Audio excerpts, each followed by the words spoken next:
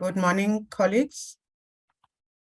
We are really apologizing for the delay. So Prof. Mpine is still connecting. She will be with us in a moment. So I think in the meantime, I could be just taking the opportunity to introduce Prof. Mpine.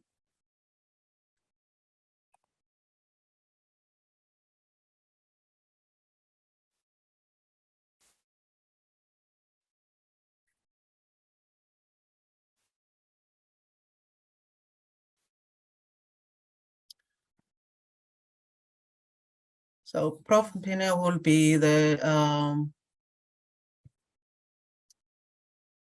delivering this the keynote today. We'll be talking about social justice as a visionary lens for the future of higher education. Prof. Mpine Makoe is the Commonwealth of Learning Chair in Open Education Practices as well as Open Education Resources. She's also the Acting Executive Dean in the College of Education at the University of South Africa. Prof. Mpine is also an NRF-rated research professor in open education e-learning, as well as a director of African Council for Distance Education. Mpine has engaged extensively in the development of strategies and policies in open distance e-learning and online learning across universities in Africa. She has also been part of esteemed teams and professional bodies, such as UNESCO's Futures of Higher Education, the Commonwealth of Learning, the British Council, the Council for Higher Education, and the International Council of Distance Education. She's an ambassador of open educational resources and practices. She's also an ambassador of open and distance e-learning, social justice, and she has published substantially and supervised students in these areas. So I'll hand over to Prof. Mpine. Welcome, Prof. Hi, how are you? I'm fine, and you? All right, thank you. I had so many issues this morning, you have no idea. My computer, I changed places, so my computer just didn't want to recognize where I am. Yeah. Yeah. But we're happy you've managed to get in. I am happy to, you have no idea how happy I am. Yeah, you're starting in the background. Okay, then okay. I'll hand over to you. All right, thank you so much. And I really have to apologize profusely. And can you see I'm sharing now? Is it sharing? Yes, yes, we can see. Okay, all right. Let me just go and to presenter mode. To presenter mode. Okay, colleagues, thank you very much. And again, 100 apologies. You should have called. You should have invited me to Cape Town. I would have loved to come. But having said that, we thought that technology is one of the equalizer, but I feel the right now very being excluded. I felt the exclusion from this participation. But colleagues, thank you very much. I'm going to run through this because there's no time. I just wanted to start by saying who I am. My name is Mpine Makoe. I'm in the College of Education as an Executive Dean. This is a position that I have now, but I also have a Commonwealth of Learning Chair in open education resources and open education practices. And I have done quite a few work with UNESCO on the futures of higher education. So in the document that I prepared for UNESCO, I looked at social justice and common good as a visionary lens for higher education. We all know, and this is the processes that we took, and I just wanted to share with you that UNESCO is embarking on a program where we look at the futures of higher education in 2050, and where we envision the collective and holistic global challenges, not necessarily the South African challenges, but I'm going to focus my presentation on the South African challenges. Now, the reason that we talk about the future is because education, by nature, is futuristic. When someone enrolls at a university or at a higher education institution or even at primary school, there is a future that is there. We don't learn for today. We learn for something that may happen in the future. Hence, education, we educate as a country for development. It's individual development, but also it's the development of the community around you, it's the development of the country itself. It's also about economic growth. The country is very interested in education because of the economic growth, because people who have gone through higher education, they have certain abilities and capabilities to assist the country grow the economy. The most important part that we often neglect, even when we have curriculum in our curriculum, is the issue of social cohesion. We don't talk much about social cohesion. We leave it out, and we never actually have an interest in the social cohesion to make sure that we cohere as a community. I spoke about education as something that prepares us for the future. And I have two quotations from Nelson Mandela, who says that first, education is the great engine of personal development. It is through education that the daughter of a peasant can become a doctor, that the son of a mine worker can become the head of the mine, that a child of farm workers can become the president of a great nation. It is what we make out of what we have, not what we are given, that separates one person from another. So the argument here is that when we look at education, we look at it futuristically. And that's why it's very critical for me to look at the futures of higher education and how higher education will impact our lives. And there's a well-known quote, again, by the same former president of our country: education is the most powerful weapon which you can use to change the world. Now, I will show you how this weapon of education has been used to change our world. Again, when we look at the human rights document, education is a fundamental human right and an enabling right. And we know that when people do not have human rights, they are not enabled to do the things that they would like to do. And it's a common good, be it formal or informal or both. It's a common good. It's something that is good for people to have. And education, I think our definition of education has been on the formal Western type of education that we know. But education actually starts in the home. It starts when you grow up, and it starts in the community we live in, which is a common good. And it's also a public good, because the state see it necessary for education to be supported, to be strengthened. And now I think one of the biggest issues in higher education is that the money that comes from the state is dwindling. And by dwindling, it impacts on the type and the quality of education that we want to put forth. And that's why we need to hold the state accountable, because education is a public good, and that funding must be there.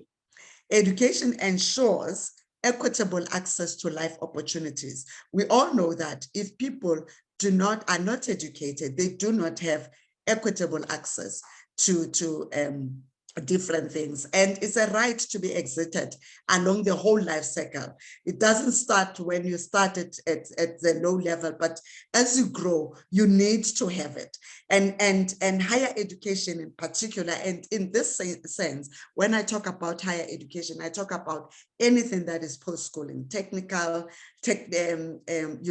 technologies, colleges, TVETs, all these institutions that support higher education is the ones that I will be discussing and talking about. And it's important that higher education has to be equitable and have equal distribution of opportunities. Now, we all know that there are three purposes of education. The reason that higher education exists is because of these three purposes: is to produce knowledge, is to educate people, is to serve communities. I dare say, and that's why I have this three-legged pot, that when you have a three-legged pot and it's steady on the fire, the food that it cooks, it will make sure that the food comes out well cooked and it comes out tasteful. So in education, we have neglected some of our missions in pursuit of other things. The teaching and learning is there. We are doing it because without students who need to be taught, there will be no higher education. And I think that's the reason why we're doing it.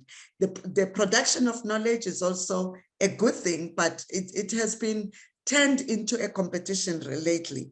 It has been, you know, who does more research, who produces more knowledge, who does this thing. And in the process, the knowledge that we produce is not impactful. It's more quantifiable in terms of the numbers. We are on the ranking games. We are on those things. And it's not really helpful for some of us who come from developing countries to start competing with those countries that had been on this thing for a long time. But I know that our bosses wants us to be playing in that field. But for me, what is important is what type of knowledge are we using to play in the international arena? Are we not rehashing the same knowledge that has been given to us, handed down to us, rather than come up with indigenous knowledge systems that we can share with the world and the world can share further? As for servicing communities, we don't do it as much as we should. And that is the critical component of the mission of higher education. Now, higher education has been criticized. We know that the fees must fall started in a university and in all the universities around, and they were talking about the decolonization of higher education. And the reason that the kids had to go to, the students had to go to the street is because their education is irrelevant, it's unresponsive to their need, their personal need, and also the needs of the country. So it has been, and this is not the South African thing. In my work with UNESCO, I found that higher education has been criticized across the world.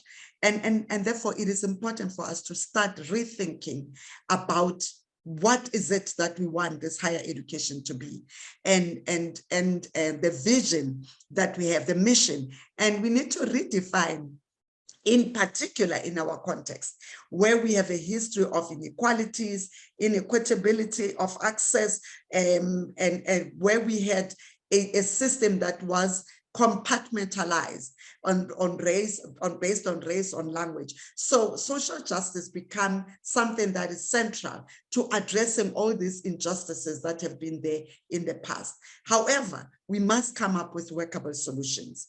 Now, I'm going to start with the research methodology that I usually use when I look at these processes. And this is called the visioning process. It's a futures research methodology that is anticipatory in nature.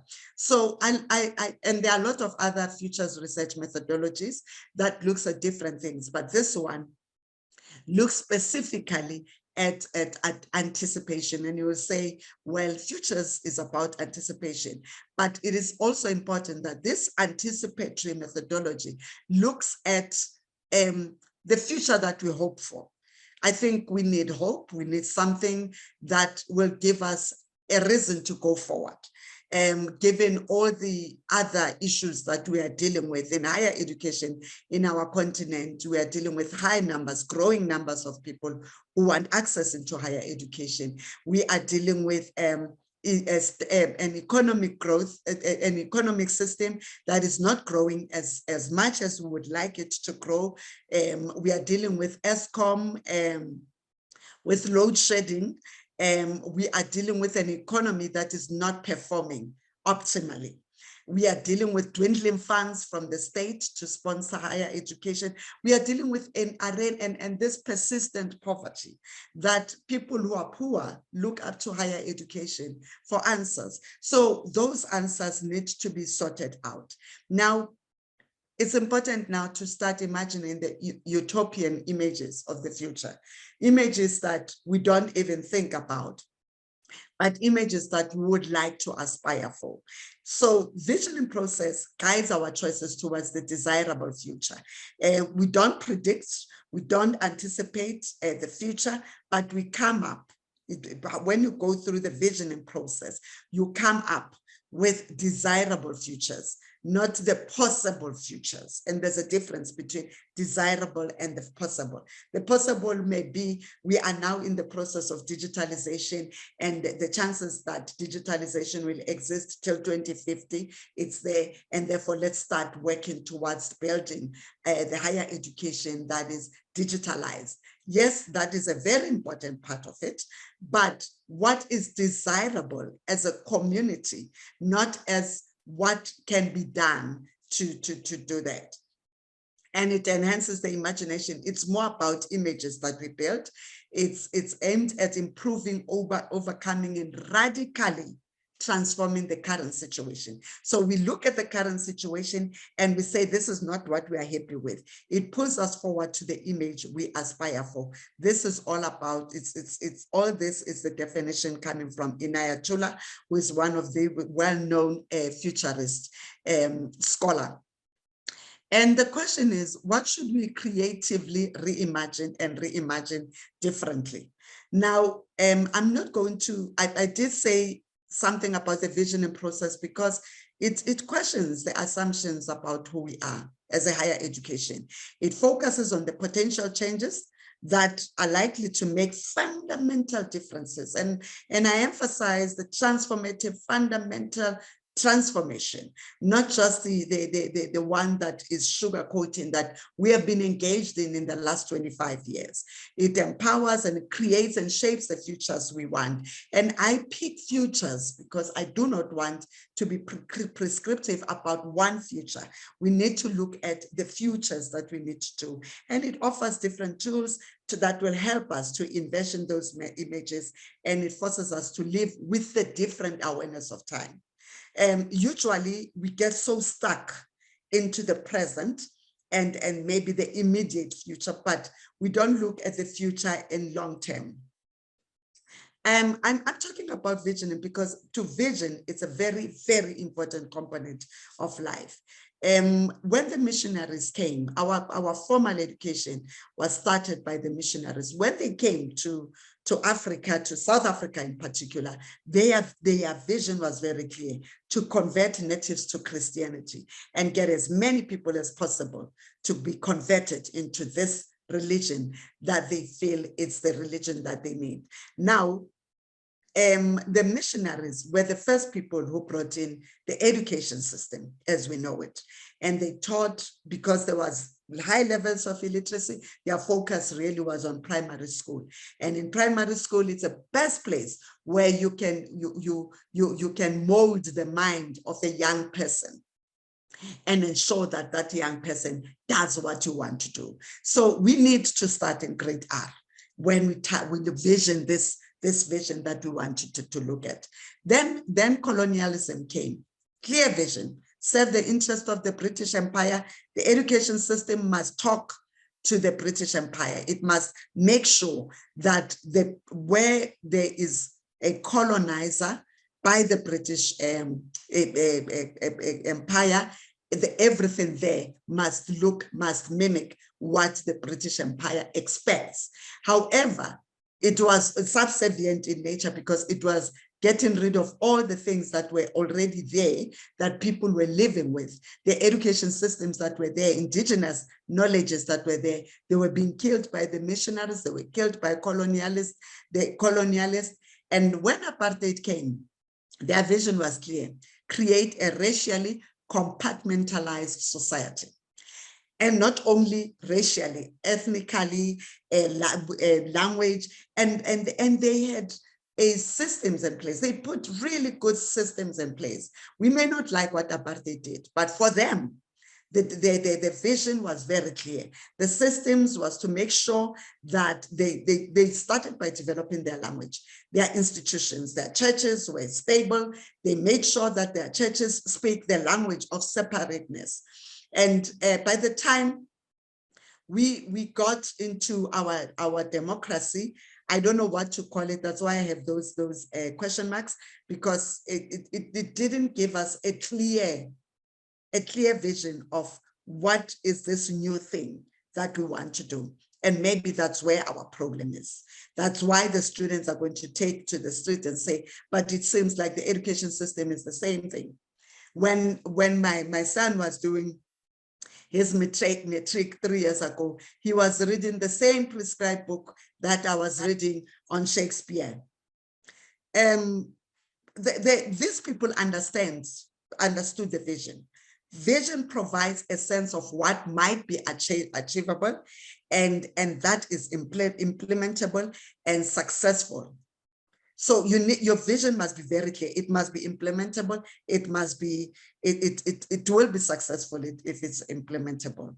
So Malcolm X says, education is a passport to the future, for tomorrow belongs to those who prepare for it today. So by visioning, we start today. We identify the current problem. We recognize the past successes that we can pull forward with us as we are going to this vision. And we also recognize other things that we can get rid of. Then we start with the exploration of what we wish the future to look like. In my case, we had a group of policymakers from different regions, and we sat around the room and we talked about the wishes of the future. But we started with, what is it that this community would look like in 2050? Because we had to have a clear date, time that we're working towards. And not just saying this is what we want and then you leave it at that. It's too loose. And you need to create a desirable image from those wishes.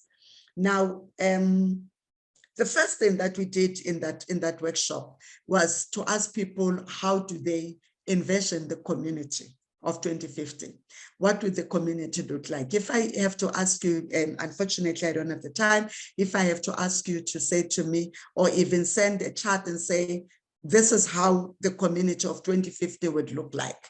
And if that community, and as you are thinking about it, think about the social, political, economic activities, and how people, what would people be engaged in? And think 2050, don't think now. And don't pull what is here now to 2050. This is your utopian world. And then from there, how would higher education in 2050 look like? How would this higher education support this community of 2050? Now, because I have to be very quick, I thought would just have that engagement. But having said that, for me, and what came out, it was all about the injustices that permeates a whole lot of the environment that we live in. We are not even being fair to the climate. There's climate change. There are wars that are continuing. Poverty is at its worst now than it has ever been in the history of the world.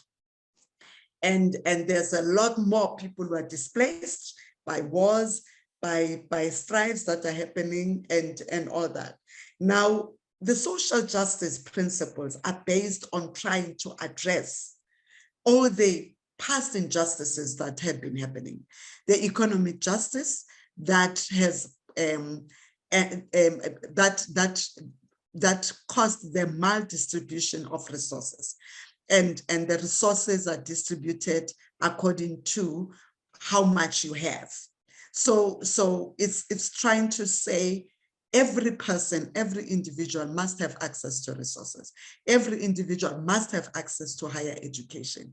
And yes, we say higher education is not for everybody. Hence, there are lots of different types of higher education, so that it is not as elitist.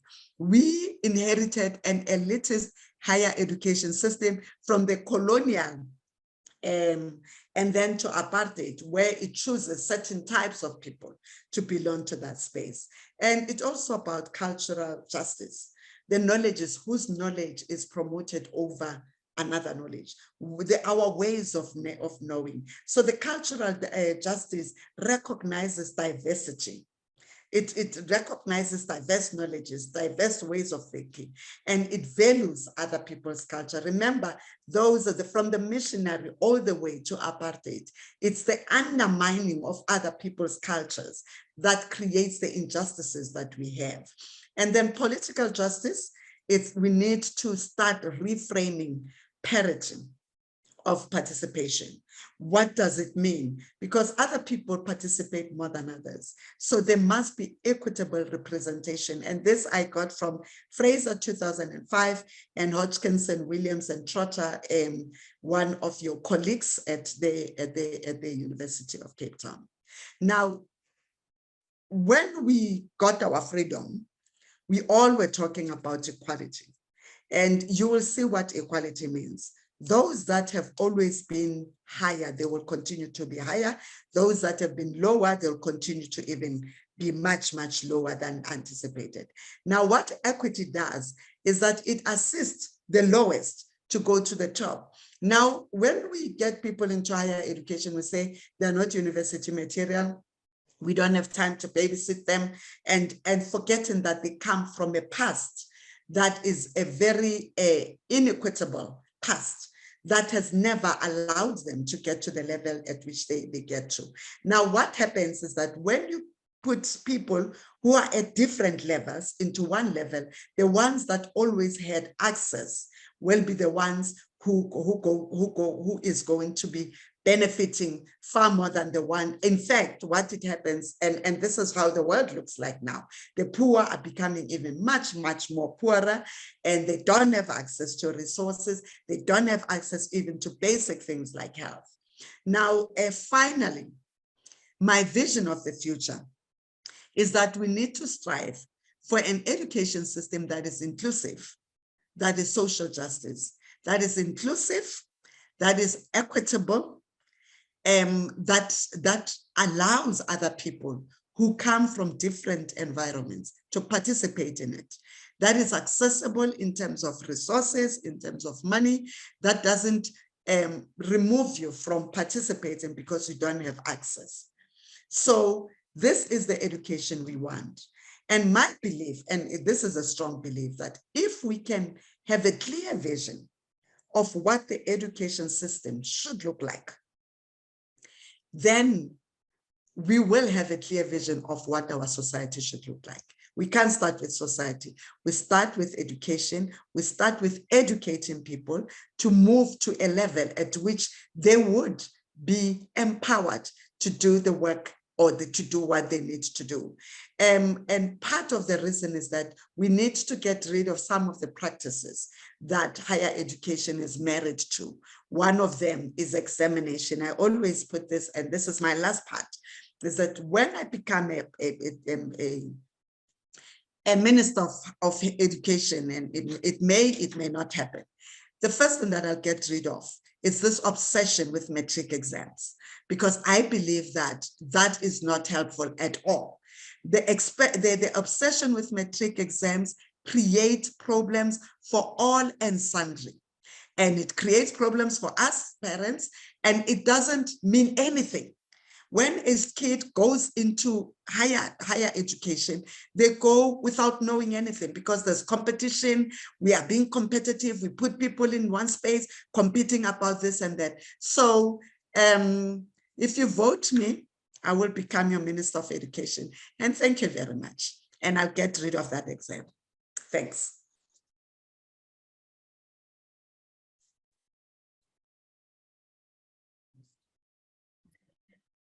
Thanks, Prof. So I will definitely vote for you. No, it's an image that I'm envisioning. It may happen, it may not happen, but if I talk long enough about it, it may very well happen. Yes, yes. Thanks. And I see you're a great visionary leader there.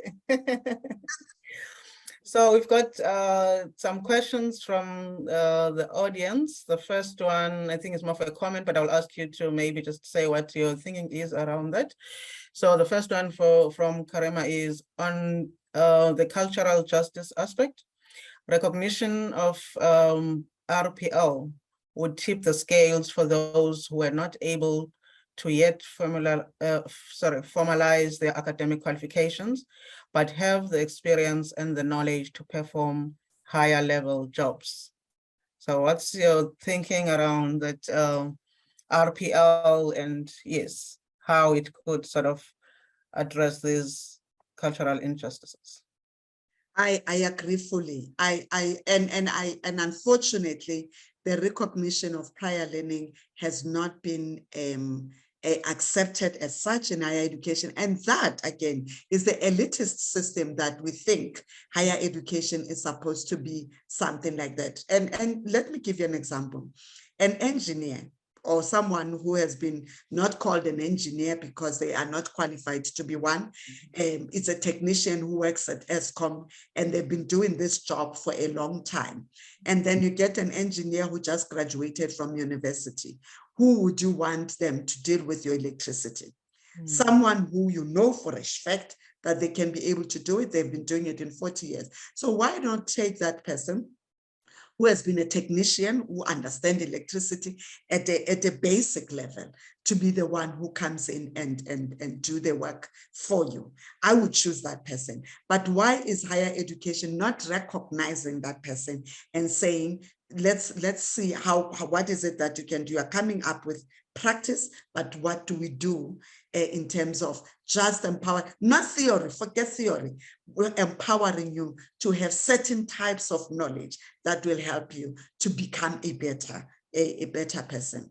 And I believe that in future, we will be in situations where we'll have to pick and choose. There are MOOCs that enables us to take courses and even get badges from it. There's micro-credentials that enables us to do that. And why are we still married to a 4-year degree, in an environment that is changing so much? By the time you finish your 4-year, you are already out of circulation. You are no longer inexistent. Thank you. For that response. And yes, I think definitely institutions need to be thinking about how they could be working with ways of recognizing people's prior learning, which has been in all forms of informal and non-formal learning. So the last question for you there is from Tony. We have been through cycles of imagining desirable futures in education, failing to achieve these, then often staying trapped in fighting fires. What are your thoughts about how to break this cycle so we can envision and then bring the changes that are needed to reality? Envisioning doesn't start at the end, it starts now. That's why I'm saying you need to start with let's say I want an equitable higher education space or equitable education space. Then you must come up with those kind of things of RPL and make them central to what you're talking about. Student-centeredness, what is happening around you. So you need to, you need not to put a plaster on the education system that we have. And because envisioning, it's something that can happen after 10 years, 20 years, you have to say, I need to have done this in the next 10 years. If you look at, that's why I want to go back to apartheid. Look at apartheid. When they ascended in power in 1946, their vision was very clear, separate development. And they worked towards that. They worked towards that. They started with language, built their languages, strong institutions, strong religion, strong, so that they know that once we get this sorted, then we are developing to a further future that we want. In South Africa, we don't even have people who understand what this democracy is all about. No one has taught us what freedom is all about. From a culture that people were not even allowed to go to the next space. And then all of a sudden they're allowed to move around. They have no concept of what that means. And even if you can say, I'm talking about the way we assess in higher education, someone talked about continuous assessment. We don't allow people to go out and look at problems and come back with solutions based on the problems that we have in the community. We feed people with content without allowing them, but we don't teach people to be creative. We kill creativity right at the beginning. That's why people cannot look at problems and see that the problem, they can solve those problems. So we need to start there in grade R, work with grade R's, and work towards developing that, and not even developing the creativity. Those are already creative, and not kill the creativity and ask them to be the same with everybody. Equality doesn't work. It's equitability that we need in a society like us. Thank you. Thank you so much, Prof. Thank you. Thank you so much for the kind invitation. I'm sorry about how it started, and I'm looking forward to this, and it's going to be recorded. I'm happy that it's going to be recorded. Then you can share. I hope you'll share it so that we can be able to look at it later. Thank you, Prof. Yes, we also have got questions that we didn't manage to get to, such as a question on multilingualism in higher education and others. So we'll definitely share with you, and hope you'll be able to. Please, if you share those questions, then I can respond to the questions so that people can also be responded to. Okay. I would be happy to do that. Okay. Thank you so much. Thank you for listening to me. Thank you. Thank you. And now, colleagues, we'll move over to the next session, which is now a panel. Thank you. So please remember for all the proceedings to keep on posting your questions in the question and answers space. Thanks.